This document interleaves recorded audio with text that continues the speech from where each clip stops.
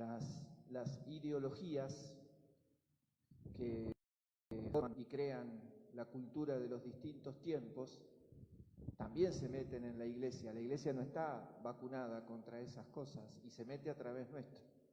Nosotros somos compradores o a veces sin elegir mucho, somos portadores de cultura y entonces nos vamos transmitiendo formas de pensar, formas de vivir, a veces salidas de nuestra fe, coherentes con nuestra fe, y a veces no. A veces creemos que lo que es normal, entre comillas, lo que está aceptado culturalmente, también está aceptado en la fe. Entonces tenemos un lío bárbaro, porque muchas veces nos sentimos fuertes, convencidos, defendiendo ideas que no tienen nada que ver con el Evangelio, pero como tienen que ver con la cultura reinante, entonces pareciera que está bien. Y así los cristianos estamos flojos en temas que son esenciales a la fe. Digo esto por lo que brota de la palabra de Dios de hoy. Las 3 lecturas y el Salmo son para detenerse un ratazo en cada una. No lo voy a hacer, quédense tranquilos. El tema es que acá hay 2 temas que subyacen en las lecturas que son muy fuertes, que son esenciales a la fe, como les decía, y que nosotros los tenemos bastante debilitados. No me animo a decir perdidos, pero más o menos. Uno es las dimensiones del pecado, de mi pecado, de nuestros pecados. Y el otro es la experiencia del amor gratuito de Dios.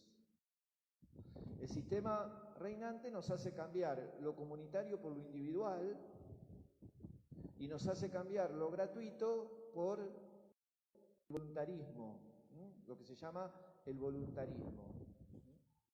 Me explico. Cuando digo las dimensiones del pecado, nosotros sabemos, la Iglesia lo enseña desde siempre, que mi pecado tiene consecuencias en toda la comunidad. Mi pecado le hace mal a la comunidad, no a mí solo. La primera lectura es extraordinaria. Es un historiador que recoge momentos de la historia del pueblo de Israel y empieza diciendo, la corrupción había llegado, en ese tiempo existía la corrupción, la corrupción había llegado a los jefes, los sacerdotes, a todo el pueblo y hasta el templo se había corrompido. Como si los edificios se pudieran corromper. Hasta el templo se corrompió, decía el autor del libro de las Crónicas. Se genera una red, es contagiosa la realidad del pecado. Y mi pecado, ese que me parece el más personal, el más íntimo, el más privado, también perjudica a los demás, porque aún en esa situación que yo viví, que me parece muy íntima y muy privada, por ahí ese tiempo lo podía haber dedicado en hacerle bien a otro. Y no lo hice. En decir algo, en hacer alguna acción favorable a alguien, y no lo hice. El pecado tiene consecuencias comunitarias, nos hace mal a todos. Nos hace mal a todos.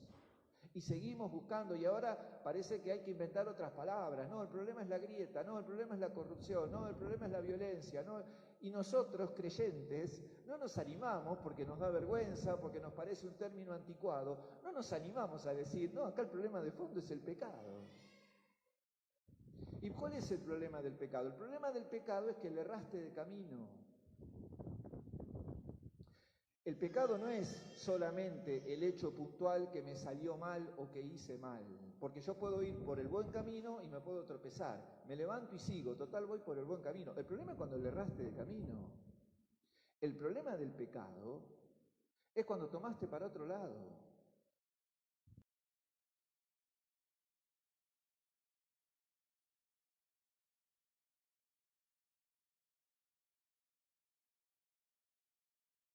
Las culturas dominantes de estos últimos siglos están construidas intencionalmente de espaldas al Evangelio.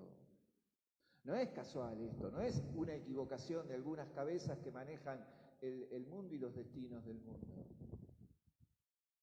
Y nosotros a veces somos parte del caminar para otro lado, del caminar equivocado, y hacemos mal, hacemos daño. Cuando el hombre se pierde del camino de Dios, vive mal, pero vive mal consigo mismo, vive mal con los demás, vive mal con los que ama. La mayor parte de estos crímenes que abundan en la televisión y todas estas cosas que vemos con tanto dolor, son provocados por personas, por vínculos cercanos. Eso no es para ponerle solamente un título y un cartel, eso está hablando de una crisis tremenda en las relaciones humanas, y eso es caminar mal. Tenemos que entender que nuestro pecado no es un hecho individual, no es un hecho personal. Vamos generando toda una red y todo un acostumbramiento y todo un estilo de vida basado en un camino equivocado. Por eso Jesús dice, el que no cree se condena. ¿A qué se condena? A vivir sin Dios. Te condenás a no vivir feliz. Te condenás a perder tu dignidad de hijo, te condenás a renunciar a la maravilla de ser hermano de los demás. Te privás de ser señor de las cosas y terminás siendo esclavo de las cosas. Es bravo el pecado. Miren lo que dice Pablo en la carta a los Efesios. Estábamos todos muertos, dice Pablo. Estábamos todos muertos, y no se refiere obviamente a la muerte física. Entonces, cuidado cuando pecamos, porque nosotros, el individualismo nos enseñó que yo peco, me arrepiento, me confieso, listo. No. Si yo ofendí a una persona, la reparación de mi pecado es reparar la ofensa. No me tengo que arreglar con Dios nomás. Si yo ofendí a alguien, si yo fui injusto con alguien, tengo que arreglar también las cuentas con mi hermano, lo dice Jesús, trata de ponerte de acuerdo antes de llegar porque por ahí te entregan y sonaste.